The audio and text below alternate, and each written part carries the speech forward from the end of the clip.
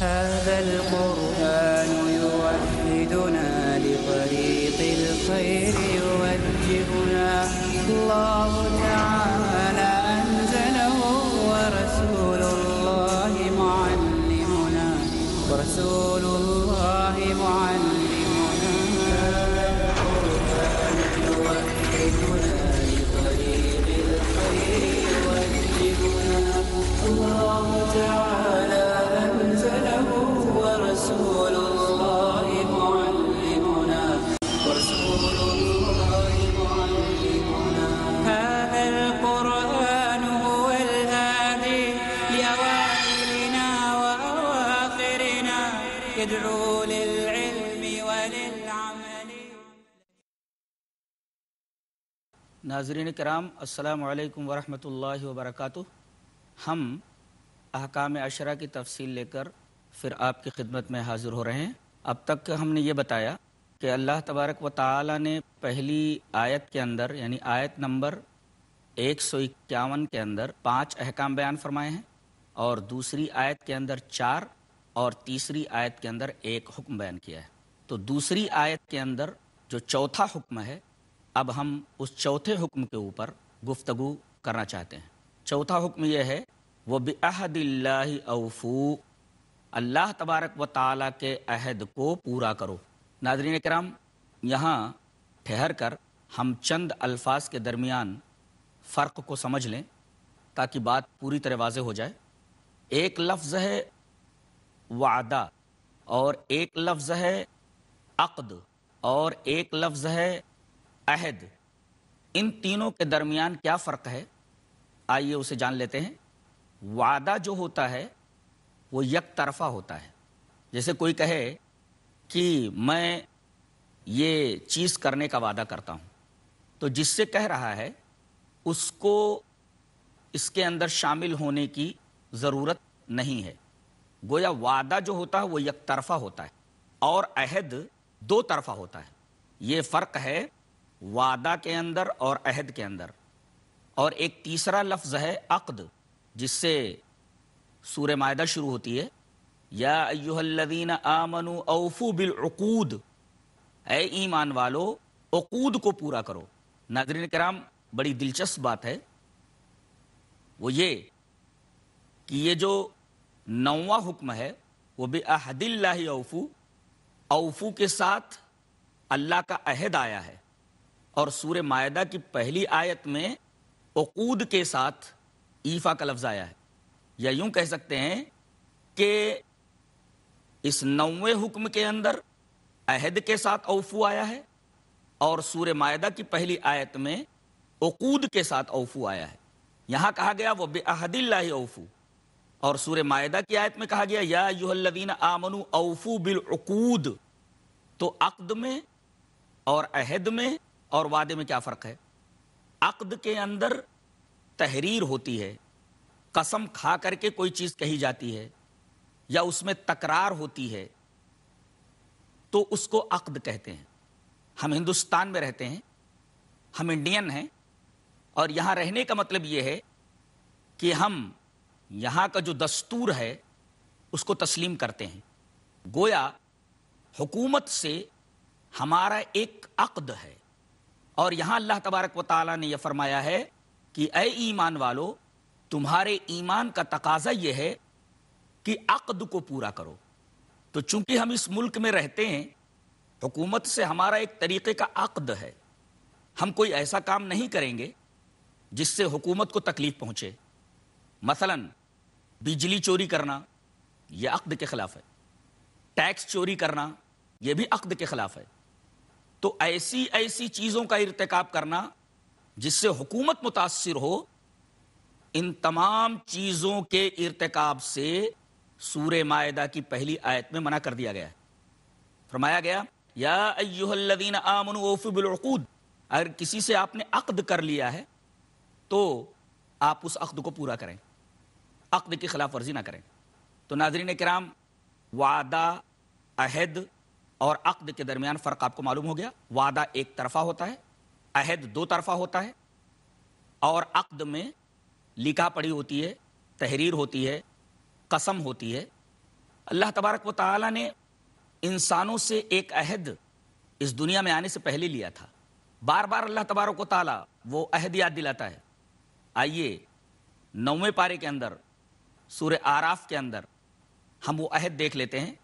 اللہ تبارک و تعالی ارشاد فرماتا ہے وَإِذْ أَخَذَ رَبُّكَ مِنْ بَنِي آدَمَ مِنْ ظُهُورِهِمْ ذُرِّيَّتَهُمْ وَأَشْهَدَهُمْ عَلَىٰ أَنفُسِهِمْ أَلَسْتُ بِرَبِّكُمْ قَالُوا بَلَىٰ شَهِدْنَا أَن تَقُولُوا يَوْمَ الْقِيَامَةِ إِنَّا كُنَّا عَنْ هَٰذَا غَافِلِينَ أَوْ تَقُولُوا إِنَّمَا أَشْرَكَ آبَاؤُنَا مِنْ قَبْلُ وَكُنَّا ذُرِّيَّةً مِّن بَعْدِهِمْ أَفَتُهْلِكُنَا بِمَا فَعَلَ الْمُبْطِلُونَ. اللہ تعالیٰ نے حضرت آدم علیہ السلام کو پیدا فرمایا اور پیدا فرمانے کے بعد ان کی پیٹھ پر ہاتھ پھیرا. ہاتھ پھیرنے کے بعد حضرت آدم سے پیدا ہونے والی تمام ذریت یعنی قیامت تک آنے والے تمام انسان کو کسی شکل میں اللہ تبارک و تعالیٰ نے نکال لیا. سب کو عقل دی اور عقل دینے کے بعد سب سے پہلے ایک عہد لیا. اس آیت کریمہ میں اسی عہد کا بیان ہے اور یہ عہد الست کے نام سے مشہور ہے. اللہ نے کیا عہد لیا؟ عہد یہ لیا الست بربکم، کیا میں تمہارا رب نہیں ہوں؟ قالوا بلا، تمام لوگوں نے کہا کہ یقیناً، کیوں نہیں، آپ ہمارے رب ہیں. ناظرین کرام، پہلی چیز تو یہ دیکھیے کہ ابھی میں نے یہ بتایا کہ عہد دو طرفہ ہوتا ہے. یہاں اللہ تبارک و تعالیٰ نے کہا الست بربکم، یہ ایک طرفہ عہد ہوا، اور اس کے بعد جب سننے والوں نے کہا کیوں نہیں، تو یہ دوسری طرف سے عہد ہوا. تو عہد دو طرفہ ہوتا ہے. تمام لوگوں نے اللہ تبارک و تعالیٰ کی ربوبیت کا اقرار کیا. یہاں رک کر ایک نقطہ یہ جان لیں کہ اللہ تعالیٰ نے اپنی الوہیت کا اقرار کیوں نہیں کروایا، اپنی ربوبیت کا اقرار کیوں کروایا؟ اقرار یہ لیتا کہ کیا میں تمہارا معبود نہیں ہوں، بلکہ یہ اقرار لیا کہ کیا میں تمہارا رب نہیں ہوں.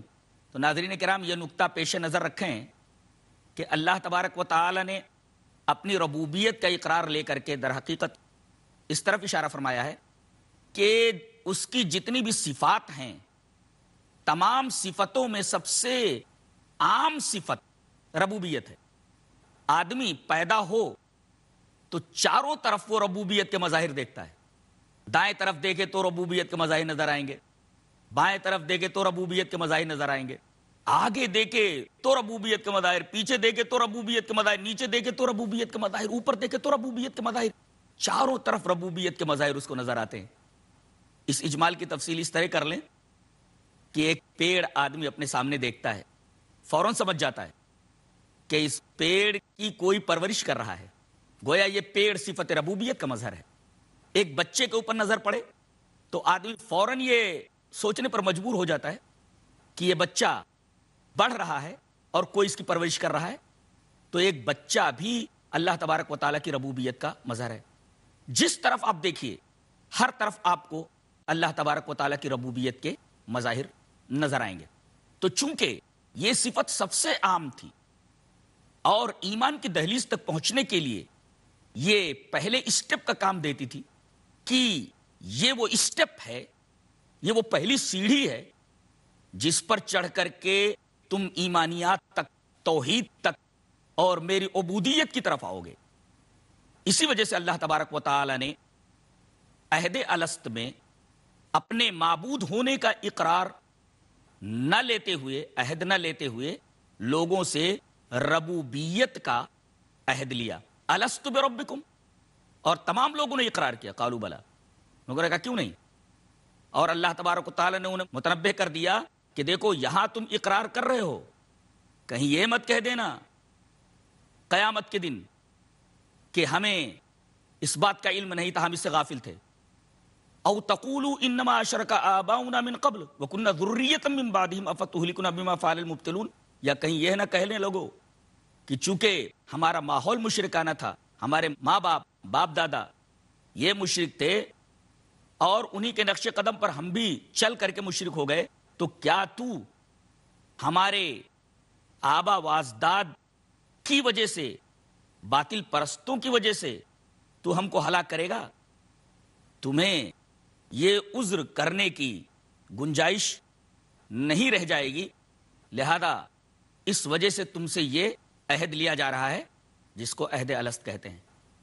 اللہ تبارک و تعالیٰ نے ایک جگہ ارشاد فرمایا وَأَوْفُوا بِعَهْدِ اللَّهِ إِذَا عَاهَدتُّمْ وَلَا تَنقُضُوا الْأَيْمَانَ بَعْدَ تَوْكِيدِهَا، یاد رکھو اگر تم نے عہد کیا ہے، جب تم نے عہد کر لیا ہے تو اس عہد کو پورا کرو، اور تم خبردار اپنے درمیان قسموں کو مت توڑو۔ وَلَا تَنقُضُوا الْأَيْمَانَ بَعْدَ تَوْكِيدِهَا، اور ایک جگہ اللہ تبارک و تعالیٰ نے اس طرح ارشاد فرمایا وَلَا تَكُونُوا كَالَّتِي نَقَضَتْ غَزْلَهَا مِن بَعْدِ قُوَّةٍ أَنْكَاثًا، تم اس بڑھیا کی طرح نہ ہو جاؤ جس نے اپنے چرخے سے مضبوط سوت کاتے اور سوت کاٹنے کے بعد اپنے اس محنت کے ثمرے کو اس نے ضائع کر دیا، اس سوت کے ٹکڑے ٹکڑے کر دیے۔ تو عہد کی پابندی ضروری ہے۔ ناظرین اکرام، گفتگو 9ویں حکم کے اوپر چل رہی ہے، اور وہ 9واں حکم ہے ایفائے عہد۔ ایفائے عہد کی کیا حیثیت اسلام کے اندر ہے، آئیے نبی کریم صلی اللہ علیہ وسلم کی ایک حدیث کے تناظر میں اس کو سمجھ لیں۔ حدیث اس طرح وعن عبد اللہ بن عمرو رضی اللہ تعالی عنہ عن النبی صلی اللہ علیہ وسلم قال اربع من کن فیہ کان منافقا او کانت فیہ خصلۃ من اربعۃ کانت فیہ خصلۃ من النفاق حتی یدعها اذا حدث کذب واذا وعد اخلف وَإِذَا عَاهَدَ غَدَرَ وَإِذَا خَاصَمَ فَجَرَ، رواہ البخاری فی کتاب المظالم۔ امام بخاری رحمۃ اللہ علیہ اس پوری حدیث کو ایسے ہی کتاب المظالم کے اندر لائیں۔ راوی نبی کریم صلی اللہ علیہ وسلم کے ایک مشہور صحابی حضرت عبداللہ ابن عمر ابن عاص رضی اللہ تعالی عنہ ہیں۔ ناظرین اکرام، ہم یہاں چھوٹے سے ایک بریک کے لیے رکتے ہیں، تھوڑی دیر کے بعد پھر حاضر ہوتے ہیں انشاءاللہ۔ ناظرین کرام، السلام علیکم ورحمۃ اللہ وبرکاتہ۔ گفتگو 9ویں حکم کے اوپر چل رہی ہے، اور وہ 9واں حکم ہے ایفائے عہد۔ ایفائے عہد کی کیا حیثیت اسلام کے اندر ہے، آئیے نبی کریم صلی اللہ علیہ وسلم کی ایک حدیث کے تناظر میں اس کو سمجھ لیں۔ حدیث اس طرح وعن عبد اللہ بن عمرو رضی اللہ تعالی عنہ عن النبی صلی اللہ علیہ وسلم قال اربع من کن فیہ کان منافقا او کانت فیہ خصلۃ من اربعۃ کانت فیہ خصلۃ من النفاق حتی یدعها اذا حدث کذب واذا وعد اخلف واذا عاہد غدر واذا خاصم فجر، رواہ البخاری فی کتاب المظالم۔ امام بخاری رحمۃ اللہ علیہ اس پوری حدیث کو ایسے ہی کتاب المظالم کے اندر لائیں۔ راوی نبی کریم صلی اللہ علیہ وسلم کے ایک مشہور صحابی حضرت عبداللہ ابن عمر ابن عاص رضی اللہ تعالی عنہ ہیں۔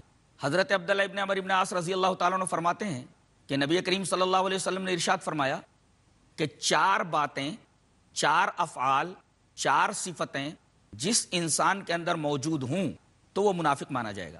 ناظرین، یہاں ایک نقطہ سمجھ لیں، ایک ہوتا ہے حقیقی کفر، اور ایک کفر ہوتا ہے جو اس کفر سے نیچے ہوتا ہے۔ امام بخاری رحمۃ اللہ علیہ نے بخاری شریف کے اندر باب باندھا ہے، باب کفر دون کفر۔ ایک کفر ہوتا ہے حقیقی کفر، بڑا کفر، اور ایک کفر اس کے نیچے ہوتا ہے۔ اسی طریقے سے نفاق، ایک حقیقی نفاق ہوتا ہے اور ایک اس سے نیچے کا نفاق ہوتا ہے۔ تو حقیقی نفاق اگر پایا جاتا ہے تو اس میں اور ایک کافر میں کوئی فرق نہیں رہتا، اور اگر حقیقی کفر پایا جاتا ہے تو اس میں اور ایک حقیقی کافر کے درمیان کوئی فرق نہیں پایا جائے گا۔ کافر تو اس کو کہتے ہیں جو اللہ تبارک و تعالی کی بتائی ہوئی بنیادی باتیں جن کا تعلق ایمانیات سے ہے ان میں سے کسی کا انکار کر دے، اور منافق کہتے ہیں کہ وہ ظاہراً تو مسلمان ہو مگر باطناً اندر سے وہ انکار کرنے والا ہو، اندر سے کافر ہو۔ یہاں یہ بات بتائی گئی کہ اگر ایک آدمی کلمہ توحید پڑھنے والا ہے، اس کے اندر اگر یہ 4 صفتیں پائی جائیں تو وہ منافق کہا جائے گا۔ تو یہاں منافق سے کون سا منافق مراد ہے؟ حقیقی منافق مراد نہیں ہے، بلکہ حقیقی منافق سے نیچے والا منافق مراد ہے۔ جس شخص کے اندر یہ 4 خصلتیں پائی جائیں وہ منافق ہوگا۔ آگے آپ نے فرمایا کہ 4 خصلتیں نہ پائی جائیں اگر ایک ہی خصلت پائی جاتی ہو تو وہ اتنا ہی منافق ہوگا. یعنی ان چاروں میں سے جتنی بھی خصلتیں اس کے اندر پائی جائیں گی وہ اتنا ہی بڑا منافق ہوگا, اس کے اندر اتنا ہی نفاق پایا جائے گا. وہ چاروں خصلتیں کون کون سی ہیں؟ نبی کریم صلی اللہ علیہ وسلم نے اس کی وضاحت فرمائی. اذا حدث کذب, جب بولے تو جھوٹ بولے. ناظرین کرام, جھوٹ کس کو کہتے ہیں؟ اس کو آسان طریقے سے اس طرح ذہن نشین کر لیں کہ زبان کی ترجمانی دل نہ کرے. یعنی آدمی زبان سے کہہ تو رہا ہو مگر دل اس کی ترجمانی نہ کرتا ہو. بالفاظ دیگر کذب کی اور جھوٹ کی تعریف اس طرح کر سکتے ہیں کہ جو واقع کے مطابق نہ ہو. اگر واقع کے مطابق ہو تو وہ صدق ہے, اور اگر واقع کے خلاف ہو تو وہ کذب ہے. تو جب بولے تو جھوٹ بولے, یعنی زبان سے کچھ کہہ رہا ہے مگر دل کے اندر کچھ ہے. اذا حدث کذب. دوسری صفت وَإِذَا وَعَدَ أَخْلَفَ, جب کسی سے وعدہ کرے تو وعدے کو پورا نہ کرے بلکہ اس کے خلاف ورزی کرے. اور تیسری چیز وَإِذَا عَاهَدَ غَدَرَ, جب عہد کرے تو بے وفائی کرے. چوتھی چیز وَإِذَا خَاصَمَ فَجَرَ, جب وہ کسی سے جھگڑے. ناظرین کرام, خصومت کا مطلب ہوتا ہے کسی چیز پر کوئی دعوے دار ہو کر کے جھگڑا کرے. جھگڑا تو بہت ساری چیزوں کے بارے میں ہوتا ہے. خاصمہ کا مطلب کیا ہے؟ کس چیز کے بارے میں جھگڑا کر رہا ہے. تو خصومت کہتے ہیں جس سے یہ لفظ خاصمہ بنا ہے, کسی چیز کا دعوے دار. نہیں, یہ چیز میری ہے, دوسرا کہہ رہا ہے میری ہے, تم غلط کہہ رہے ہو.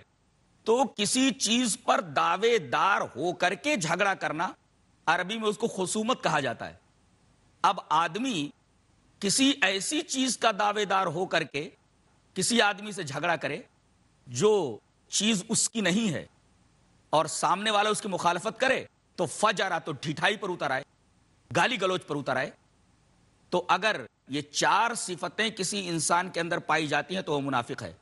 اور اگر چاروں صفتیں نہیں بلکہ ایک صفت تو اتنا منافق. دو صفتیں پائی جائیں تو اس کا نفاق اور بڑھ گیا. تین صفتیں پائی جائیں نفاق اور بڑھ گیا. چاروں صفتیں پائی جائیں تو اس کا نفاق بہت زیادہ بڑھ گیا. یہ احکام عشرہ میں سے 9واں حکم تھا.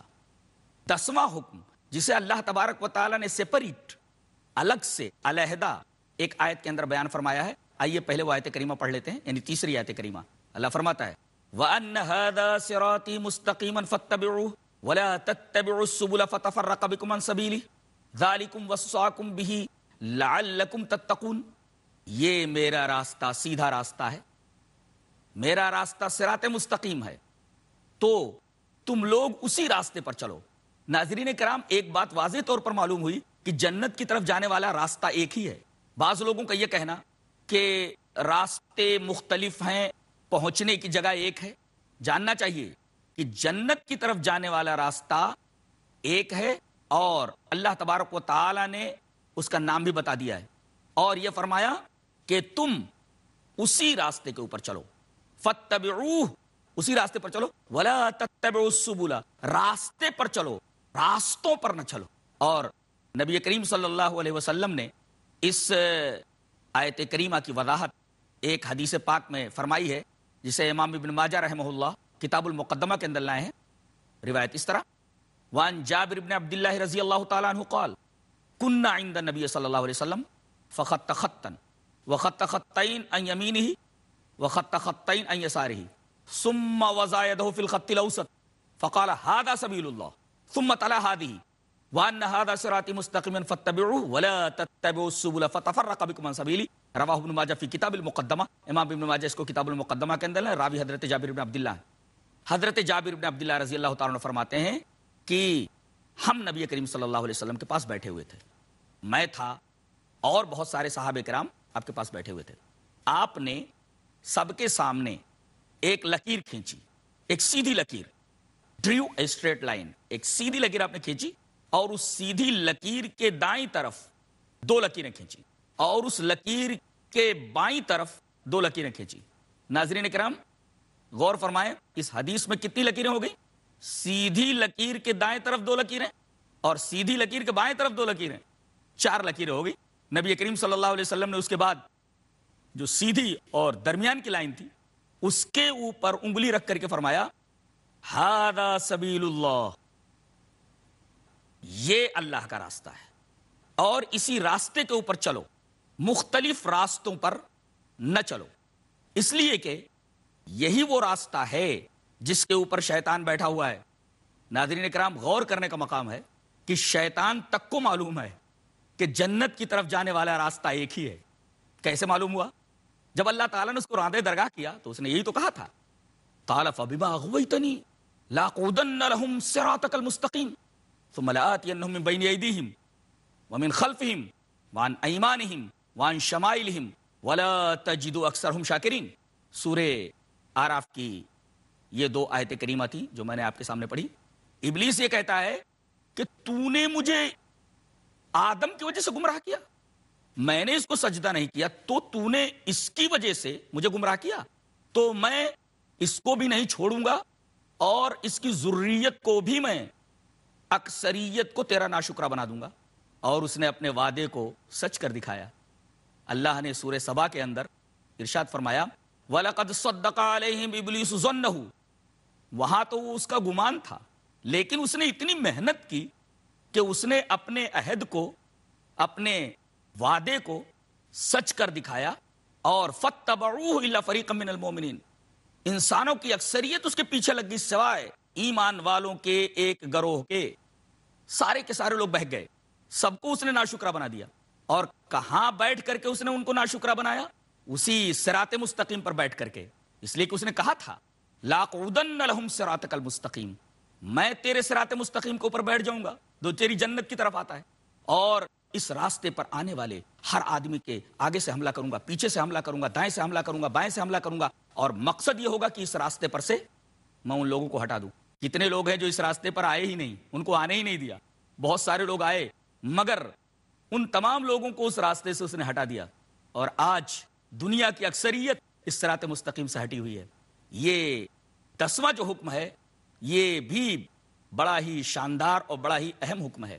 جو احکام تورات میں بھی موجود ہیں، اگر یہ احکام ہماری زندگی میں آ جائیں، ہمارے سماج میں آ جائیں، ہمارے معاشرے میں آ جائیں، تو ہمارا سماج، ہمارا معاشرہ مثالی بن جائے۔ ناظرین کرام، اجازت دیں، انشاءاللہ اگلے ایپیسوڈ میں آپ سے ملاقات ہوگی۔ السلام علیکم ورحمۃ اللہ وبرکاتہ۔ هذا القرآن يوحدنا لطريق الخير يوجهنا، الله تعالى أنزله ورسول الله معلمنا، ورسول الله معلمنا. هذا القرآن يوحدنا لطريق الخير يوجهنا، الله تعالى رسول الله معلمنا، ورسول الله معلمنا. هذا القرآن هو الهادي لأوائلنا وأواخرنا، يدعو للعلم